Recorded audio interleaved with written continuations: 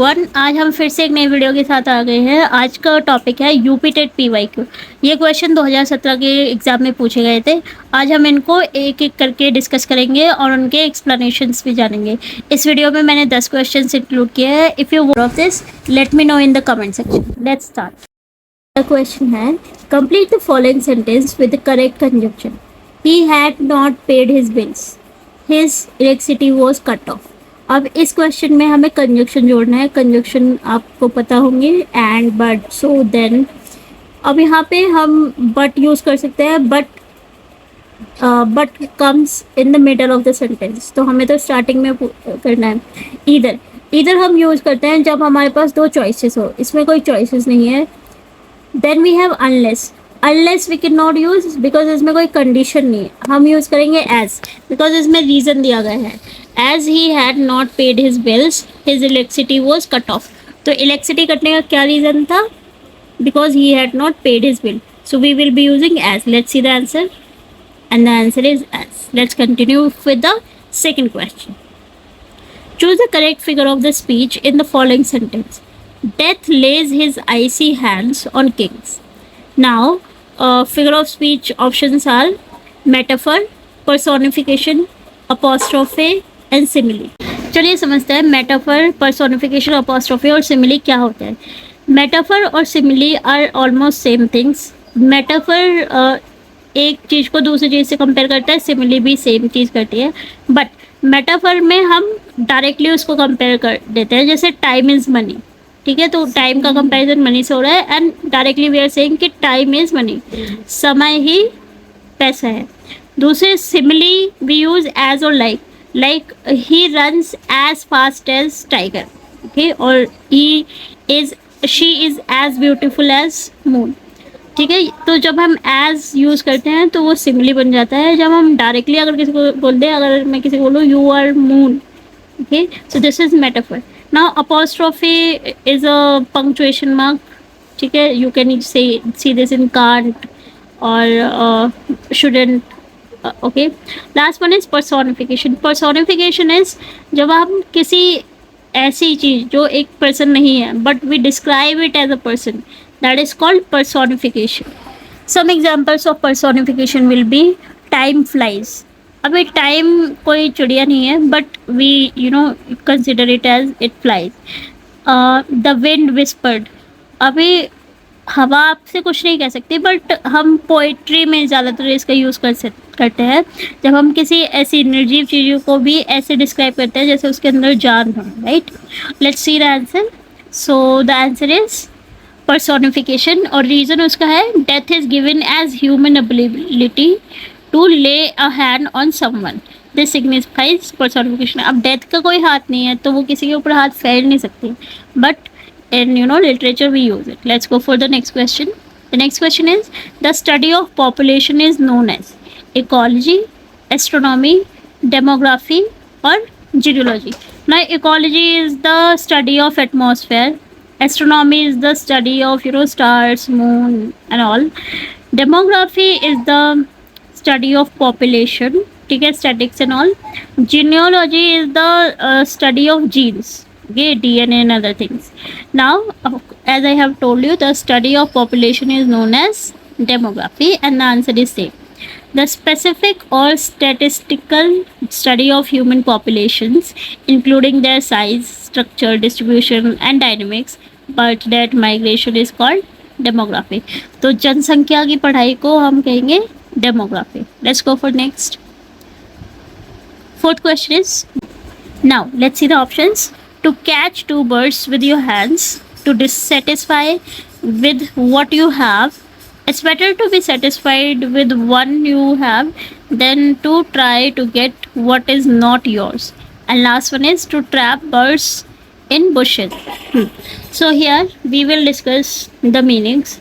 Now see, the meaning of this proverb is, it is better to be satisfied with what you have than to try to get what is not yours. आपके पास जो भी है आपको उससे संतुष्ट रहना चाहिए। फॉर इंस्टेंस, फॉर एग्जाम्पल, अगर किसी के पास एक जॉब है और वो छोड़ के दूसरी जॉब ढूंढने जा रहा है, राइट, तो उसको वेट करना पड़ेगा। सो इससे बेटर है जो है उससे खुश रहे, and then keep trying, right? So be happy with what you have rather than thinking, or be happy with what you have. This is the meaning. Let's go for next. This question is, which of the following sounds is not associated with the sound of bell? So the options are chime, jingle, ring, and dang. Now here, chime ring is also there. Okay, it's a kind of a ring. Jingle bell is also there. Ring bell is also there. But dang bell is not a word. Dang का मतलब basically dam होता है, जैसे हमें Hindi sorry English में बोलते हैं DAMN, dam, right? It's a slang, ये स्लैंग है, ओके? तो इसका कोई मतलब नहीं है, डैंग का भी कोई मतलब नहीं है, ये जस्ट स्लैंग, और इसके साथ बेल नहीं जाएगा. So here the answer is dang. और ऑप्शन यहाँ पे मैंने एक्सप्लेनेशन भी दिया. Ring, this is a common sound of bell. The bell rings in the school. Chime, a soft musical bell sound. Example, wind chimes make bell-like sounds. Jingle, a light repeated bell sound. Example, small bells on decorations jingle. But dang is not normally used in describing the sound of bell. It is not a standard sound of the bells. मैं chime की photo भी add कर रही हूँ आपको दिखाने के लिए. This is chime. Let's go for the next question. Fill the blank with the correct preposition. Are you sorry dash what you have done? Now, sorry whenever you make a mistake, जब भी आप कोई गलती करते हैं तो हम उसके लिए sorry for यूज़ करेंगे. Okay, not sorry with, sorry by, sorry over, nothing. Sorry for. Okay, so let's see the answer. The answer is, we use sorry for when we apologize about something we did. So here the answer should be, यहाँ पे सही answer होगा, are you sorry for what you have done. Okay, let's go for the next. Pick out the correct synonym for the following word. Attenuate, and the options are repent, force, divide और make thin.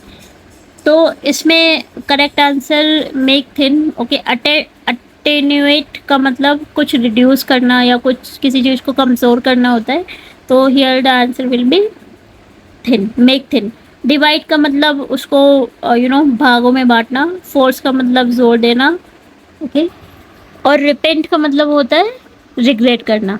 तो यहाँ पे attenuate का मतलब होगा make thin, उस किसी चीज़ को कमज़ोर करना. Okay, let's go for next. Question है, pick out the compound sentence. To add to their trouble the servant ran away. Having no money with me I could not give the beggar anything. I loved him because he was my friend. The servant ran away and added to their troubles. अब पहले समझते हैं compound sentence क्या होता है. एक compound sentence होता है जब हम दो इंडिपेंडेंट क्लॉज को जोड़ते हैं. इंडिपेंडेंट क्लॉज का मतलब होता है जहाँ पे हमें सब्जेक्ट, वर्ब, ऑब्जेक्ट दिया गया हो. जब हम दो सेंटेंसेस ऐसे जोड़ते हैं जिसमें सब्जेक्ट, वर्ब, ऑब्जेक्ट दिया गया हो, then we call it compound sentence. और इसमें let's see the answer. So the answer is the servant ran away and added to their trouble. Right, the servant ran away पहला clause है. दूसरा clause है the servant added to their trouble. अब जब भी हम कोई सेंटेंस कंजक्शन से जोड़ते हैं, स्पेशली एंड या बट से, तो हम जो रिपीट्स वर्ड होते हैं वो हटा देते हैं. तो यहाँ पे द सर्वेंट रिपीट हो रहा है, इसलिए दूसरे वाले में सर्वेंट हटा दिया गया है and sentence will be the servant ran away and added to their troubles. I hope you are able to understand. Compound sentence वो सेंटेंसेस होते हैं जो दो कंप्लीट सेंटेंसेस कंजक्शन से जुड़ते हैं, जैसे कि एंड, फॉर, नॉर से. और जब भी हम एंड से कोई सब्जेक्ट जोड़ या किसी भी कंजक्शन से सेंटेंसेस जोड़ते हैं तो repeated things we remove, specially subjects. Okay, और सब्जेक्ट यहाँ पे the servant. Let's go for next. Ninth question is, select the most appropriate preposition to complete the following sentence. Why are you always suspicious dash me. Okay, now we need to understand one thing कि जो propositions होती है वो कुछ words के साथ compulsory होते हैं, जैसे लिसन टू, अफ्रेड ऑफ, पीछे हमने अभी पढ़ा सॉरी फॉर. सिमिलरली सस्पिशियस के साथ एक प्रपोजिशन हमेशा आती है और वो प्रपोजिशन है of. Suspicious is always followed by of.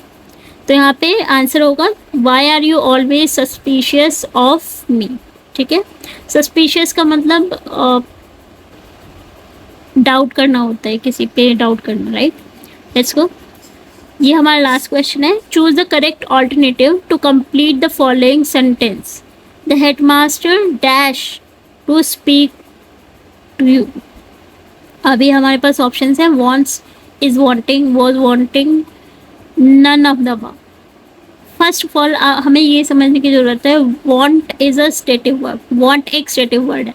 Stative verbs वो वर्ब्स होती हैं जो आईएनजी में नहीं बदलती है. मैं एक स्क्रीनशॉट ऐड कर रही हूँ. ये वो सारी वर्ब्स हैं जो आईएनजी में नहीं बदलती हैं and want is also one of them. अब इज़ वॉन्टिंग तो नहीं होगा, ठीक है.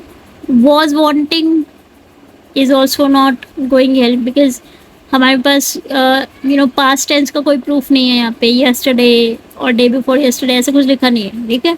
The headmaster wants to speak to you. Wants आएगा क्योंकि हेडमास्टर थर्ड पर्सन है. वॉन्ट नहीं आएगा बिकॉज ये थर्ड पर्सन सिंगुलर है, इसलिए वॉन्ट्स आएगा. So correct answer is the headmaster. The headmaster wants to speak to you. और एक्सप्लेनेशन दी गई हुई है is wanting is wrong because वो स्टेटिव वर्ब है, वो चेंज नहीं होगी, राइट. और the past continuous and also unnatural with want, ठीक है. वॉज वॉन्टिंग बहुत ही कम सुनाई देगा आपको. तो ये सारे क्वेश्चंस थे आज के. अगर आपको वीडियो पसंद आई है सो प्लीज़ लाइक करें, शेयर करें अपने फ्रेंड्स के साथ जो यूपी टेट की तैयारी कर रहे हैं. ऑल्सो प्लीज़ कमेंट अगर आप और भी वीडियोज़ चाहते हैं. I will prepare a video for idioms and proverbs too. Thank you very much.